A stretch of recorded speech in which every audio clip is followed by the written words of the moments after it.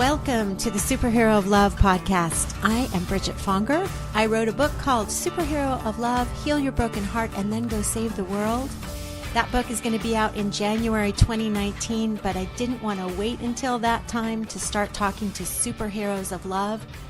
And guess what? Here's the news. You are a superhero of love.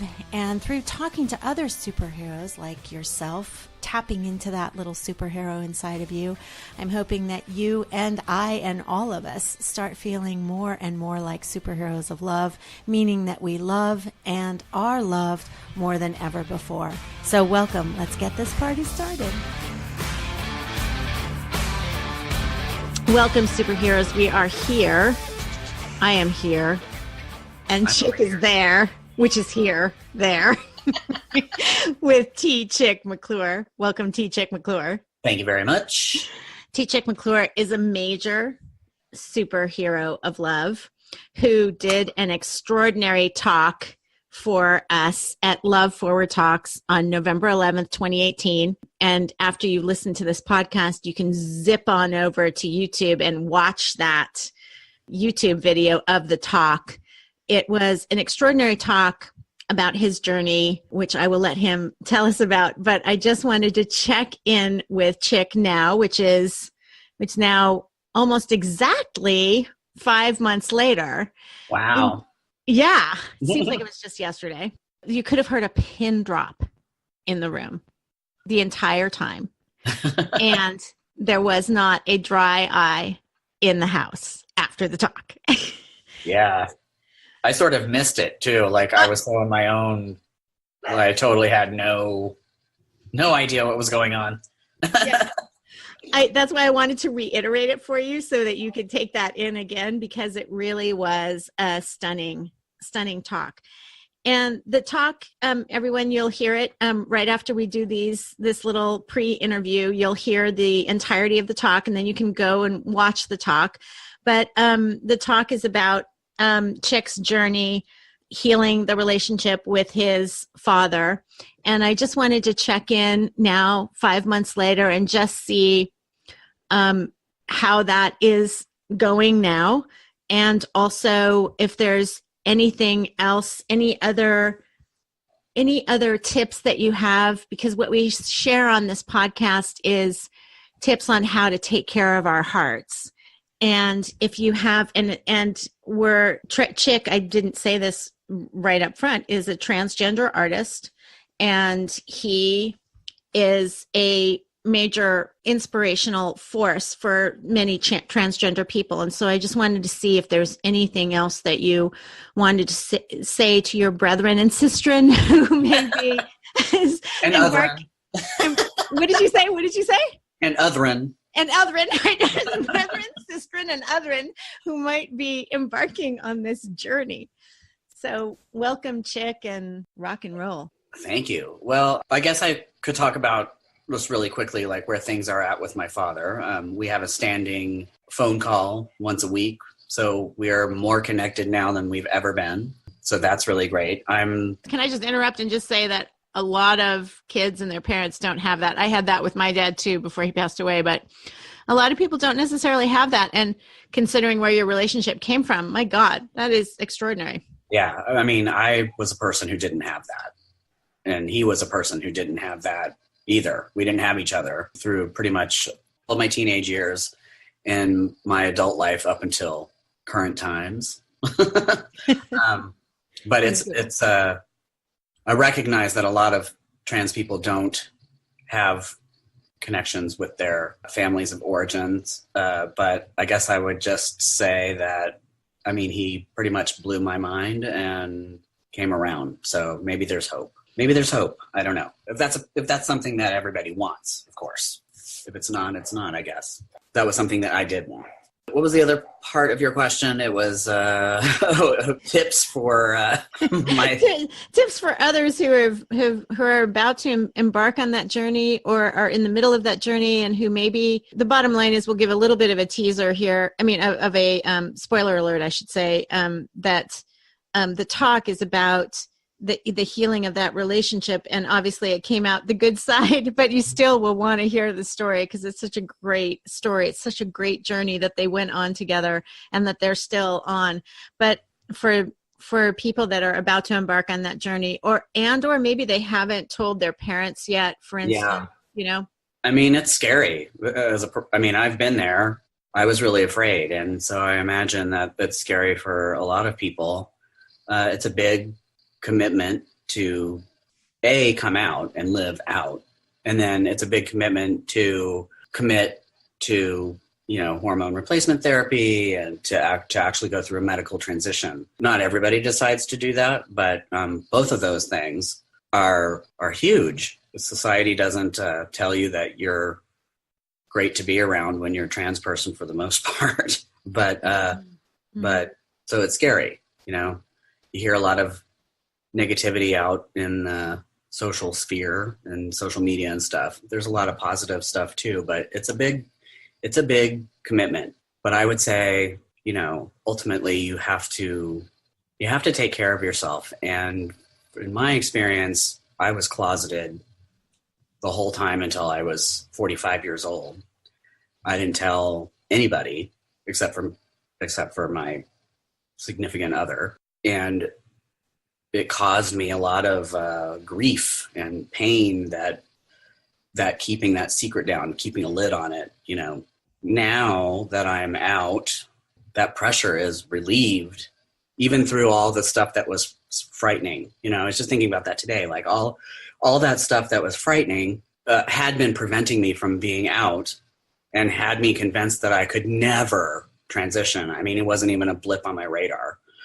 And because it was just complete impossibility. But now that I have walked through that, I'm so much freer and I'm out of my own way in every sense. Like I'm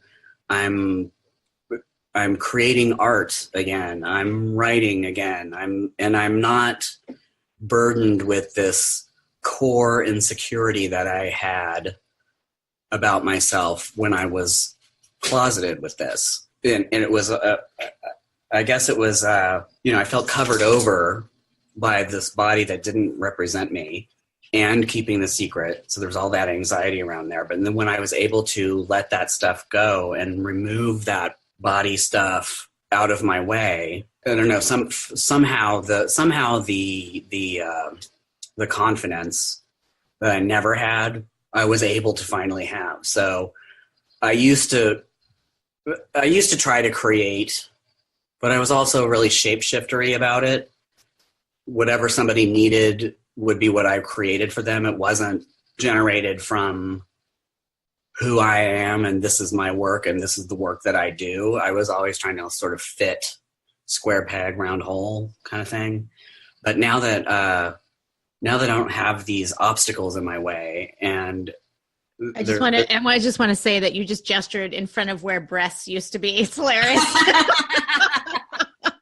Yeah, those are gone. Oh my gosh. It's almost like, it's so crazy. It's almost like I've never had them. Yeah, it is like you never had them. It's even like that to me as your friend who knew you with them. Yeah. Yeah. It's weird. It's so weird and awesome and great. And for as much strife as they gave me, it's almost like they never existed. So it's pretty cool. But you just said something that I wanted to ask you a follow-up question on, which is that you finally kind of grew the balls, so to speak, to actually walk through the fear. Yes. Is there anything specifically that you can point to that helped you grow those balls?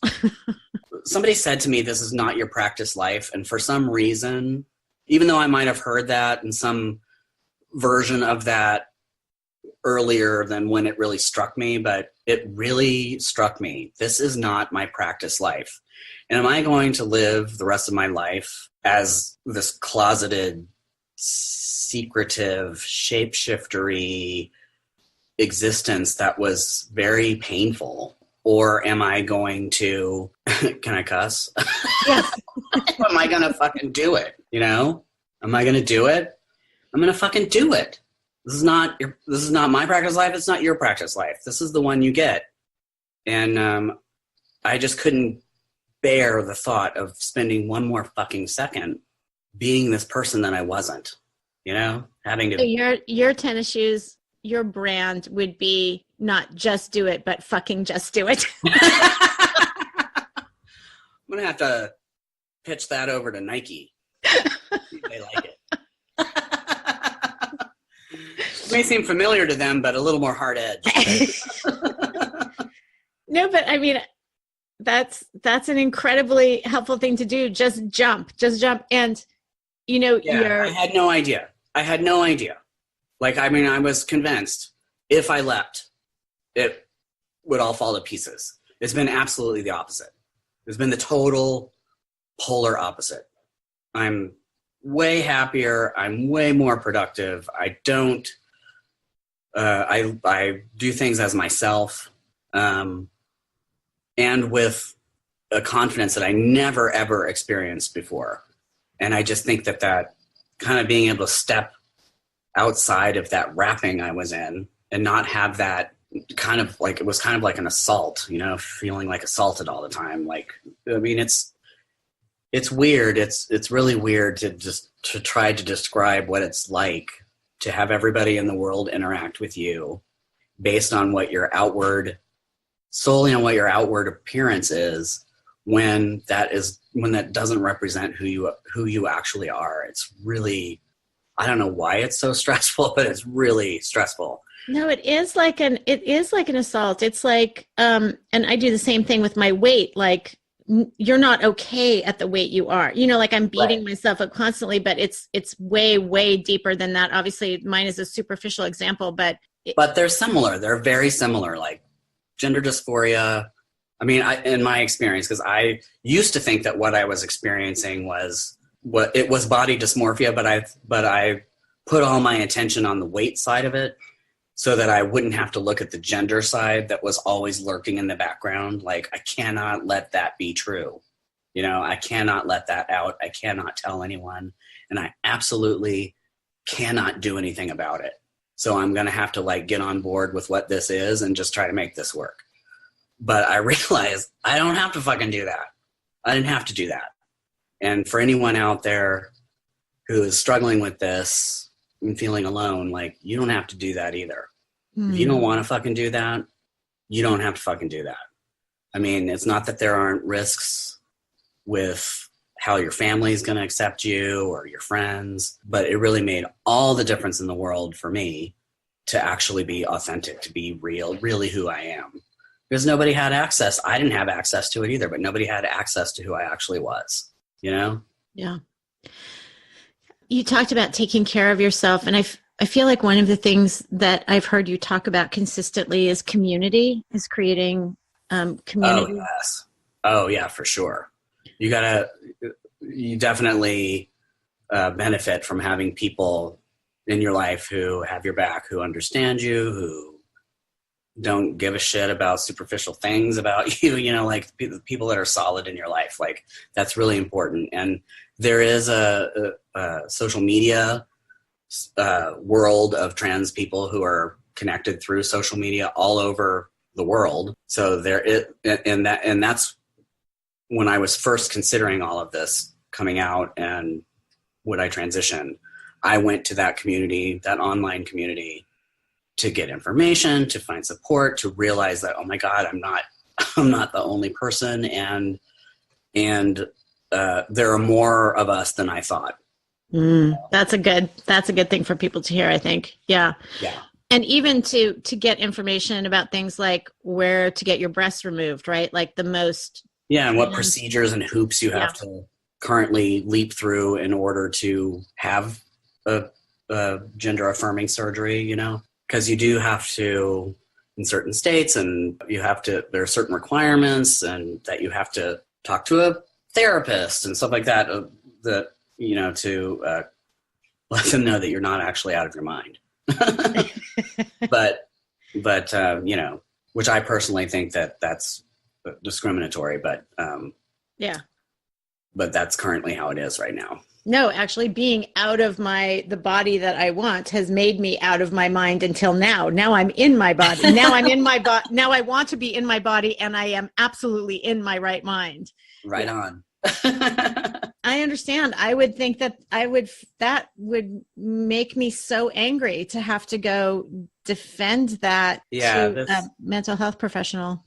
Yeah, it's kind of it's a weird thing. I mean, I think things are kind of turning, making a turn now. So it's getting less and less. And just to note, we're in California, which one would think would be one of the most liberal states in terms of this kind of work. But that in California, that was demanded of you. Yeah, I had to have a doctor sign off and had to go to group therapy to prove, I guess, that it was okay for me to have a chest surgery.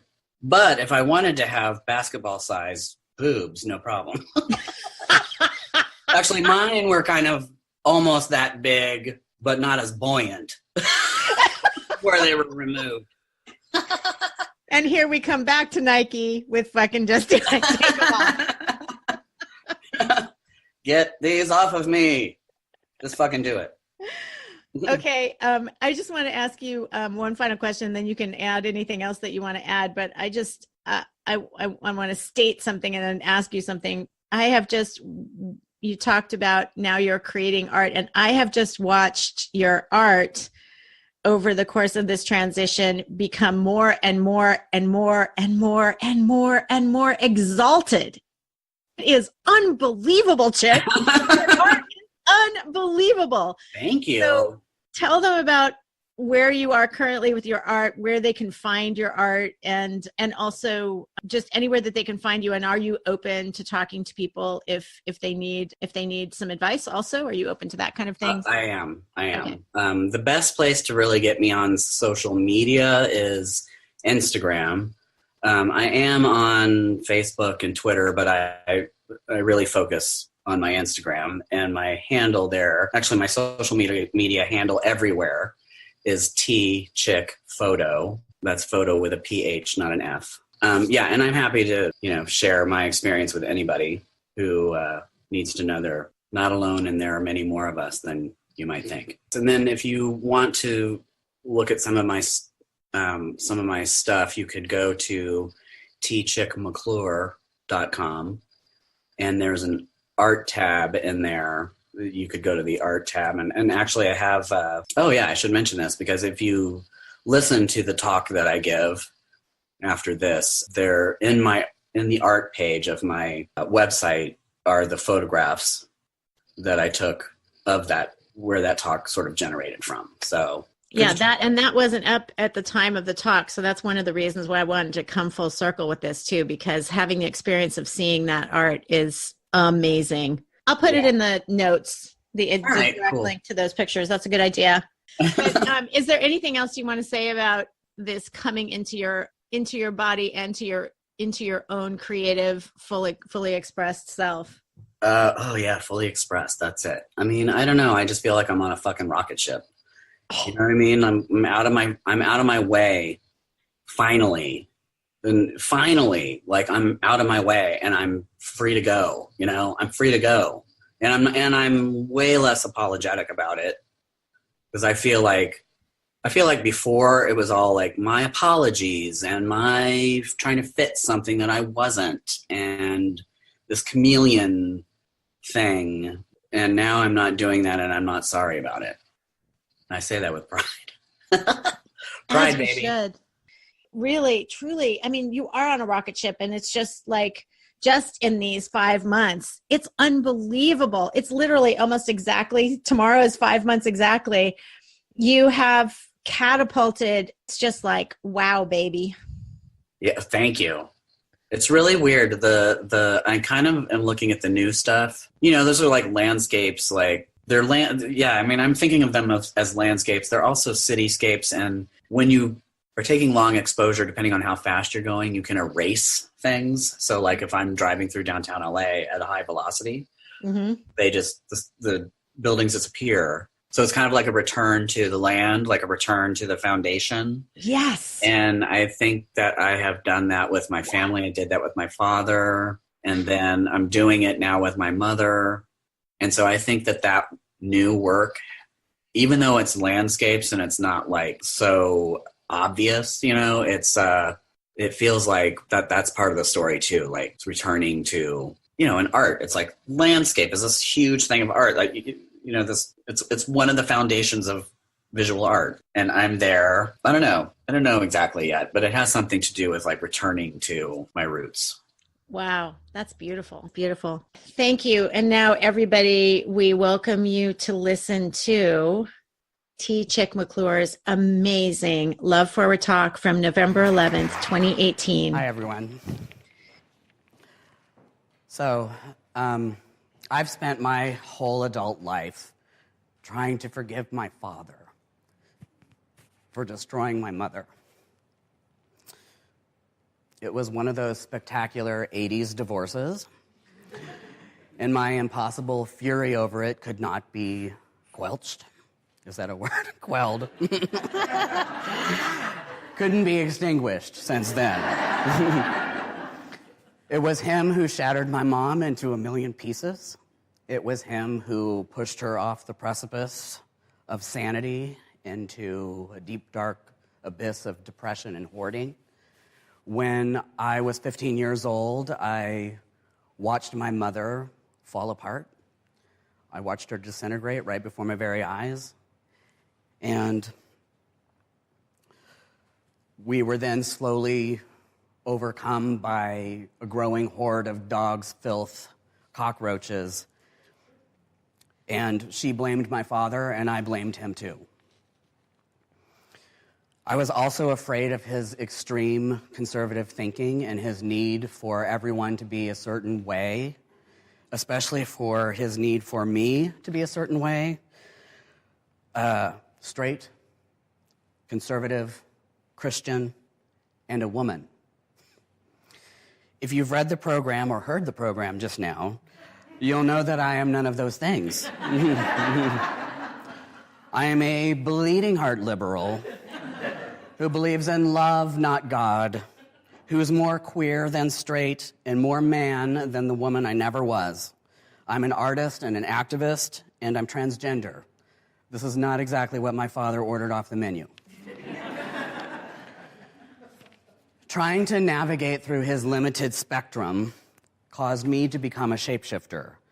As I grew up, I knew more and more that I wasn't what my father wanted. And those were the thoughts that I could bear the least. I wanted his love so badly, but I didn't think I could have it the way that I was. I didn't think I could have it unless I could change on the fly. Like lightning, I would reorganize my molecules into some bizarre, distorted version of myself. Not an artist, not tender-hearted, and sure as shit, not a tranny freak, which is the only language that I had for it at that time. I would become sort of a featureless mound of flesh, always agreeable, without opinions, in need of nothing and quiet most of the time. But on the inside, my rage would boil, condensing my feelings of despair into life-killing acid. My inauthenticity, this dishonest way of being with him, was intolerable, so I avoided it. It would be a year, 2 years, or more between visits with my father, and when I did make the time, it was only out of obligation, not for want. It was about the appearance of being a good daughter. Not since my parents' divorce had I spent one single second with him because I wanted to be there. And every moment I spent with him was torture because I couldn't be myself, and I couldn't stop lying about who I was. So earlier this year, when he invited me to go on a 2-week road trip through Utah,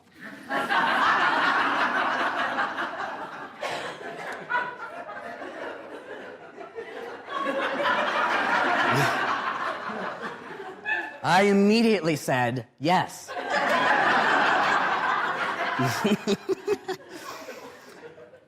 For the months leading up to this trip, I imagined what it was going to be like being trapped in this car, driving through endless beige deserts listening to Fox News without end, and enduring hours upon hours of exhausting shape-shifting.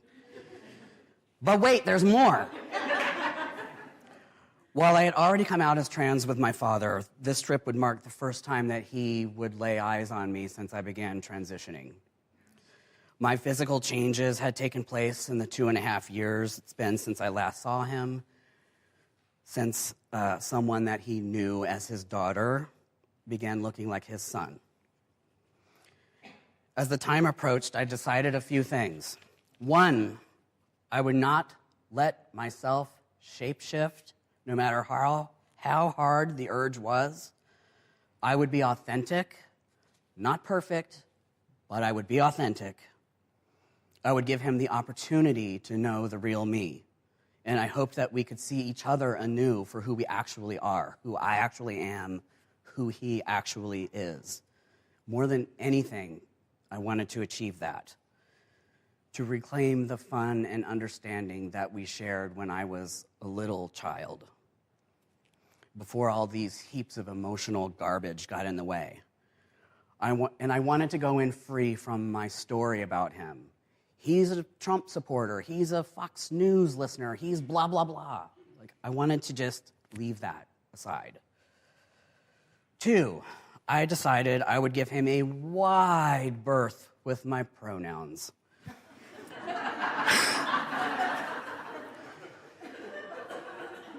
I got myself emotionally steady and prepared to hear the wrong ones from him, which is something I don't really tolerate in other people. And if he misgendered me, I had a plan. If he misgendered me in front of somebody that seemed maybe dangerous, I would lean in and whisper, "He thinks I'm my sister."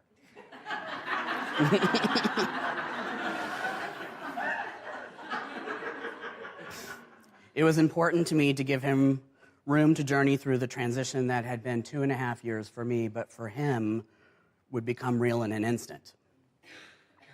And 3, I prepared myself to hear my old name over and over and over and over again.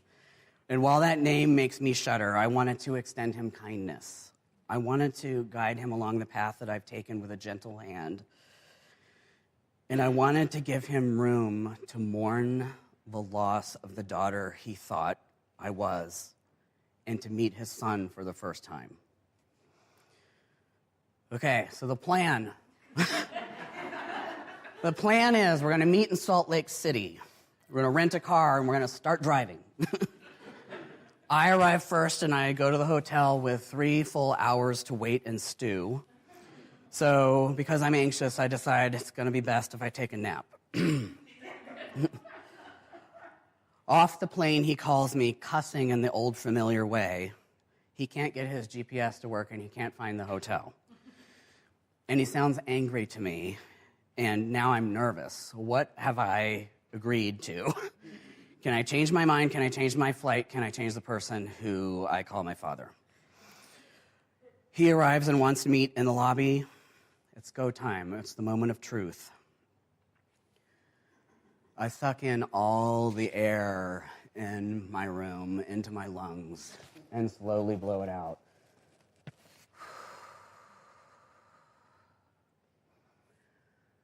I look at myself in the mirror. And it's new. It's new for me to recognize myself. Before, all I could see were female traits covering me over. Now I finally see someone who looks like me. Bearded, broadened, and totally boobless.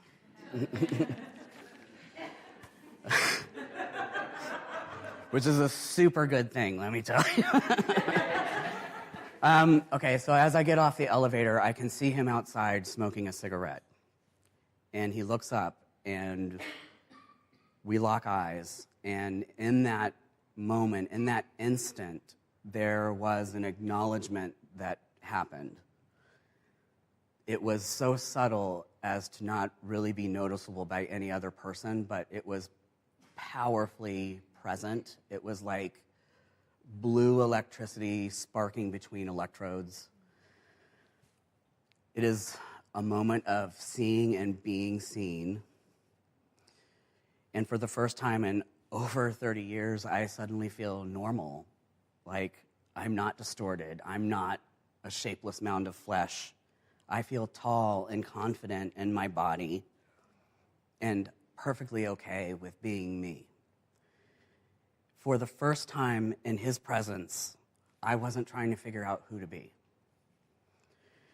It is beautiful, this trip, sitting in this car while my father drives us through Utah's deserts, riding for hours, watching the landscapes roll by, and it is magnificent, not beige. It's painted in intensities of red and purple and orange, blue and sage green. It is majestic with huge rocks and boulders clamoring out of the hard clay, reaching for the sky. I have my camera and all my lenses, and I'm like, pull over here.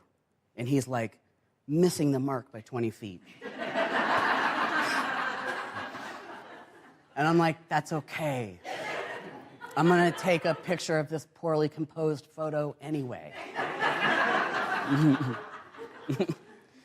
When the sun is setting, it's time to seek out the perfect chicken fried steaks and budget motel rooms.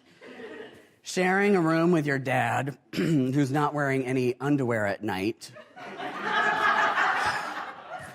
is maybe a little unfavorable, but we're just a couple of dudes sharing a cheap motel room until daylight. I ask if any part of seeing me appear so differently has been hard for him, and he says, it really hasn't been as hard for me as I thought it would be. And I say, I was so afraid when I told you that I was transgender that you wouldn't want to be my father anymore. And he said, hon, there's nothing in the world you could ever do that would cause me not to love you. It occurs to me how a trip like this could seem so boring. Like, oh God, we're gonna sit in a car for 2 weeks. We're gonna listen to 50s doo-wop songs all day, every day. How could that not be dull? But there wasn't a single fucking breath of it that was boring. Every moment was profound. Having the privilege to make this relationship journey with my dad, to know my dad again, to get back where we started from the dark places we've been, that's a miracle. Because I chose to transition, people like to talk with me a lot about my journey. And all I can really say is that we're all in a journey in life, all of us. And I think that my father was an unaccepting and aggressive kind of person. But he's on a journey too. And while I've evolved, I don't think that I allowed him to change also.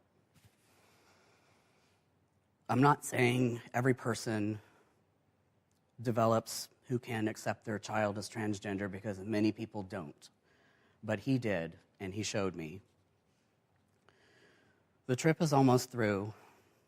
We're hanging out at the airport when he turns to me and says, I wanted to ask you, when the time comes, do you want to take my medals?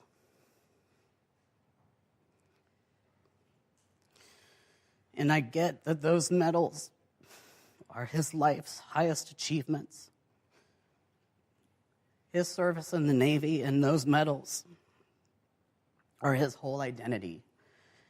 His whole life has been in service to this country. And I'm suddenly struck with thoughts of his mortality, thoughts about losing him all over again. And I look at him and confirm in my head that, yes, he does look old to me now. And now I'm trying not to sob in the middle of the airport. We just got here, you know. We just got here. We just fucking got here, and how sad this is going to be one day. I'm walking him to the gate, and thank God there are TVs and phones to distract me while I'm trying to keep it together and keep myself from bawling. They call for his flight to start boarding, and I just turned to him, I hugged him, and I repeatedly said, I just love you. I just love you. I just love you, and I'm so glad that we got to take this trip together. And he seemed stunned. And at that moment, all the mountains of crap that I've spent my whole fucking life wading through was replaced with true forgiveness. Getting absorbed by people swarming to board the plane, he lost sight of me. But I could see him looking. And when we did find each other again, we just said something dumb like, text you when you get home. I really had felt all my life that if he knew certain things, or that if I was a certain way, he wouldn't want to be my father anymore. But that belief was obliterated, and there's no residual of it left. I know 1,000,000% that he's there no matter what. He's just my fucking dad. He's not ashamed of me. He's not the person I believed couldn't handle it. And I'm so glad that I get to have my dad in my life. I love you, Dad.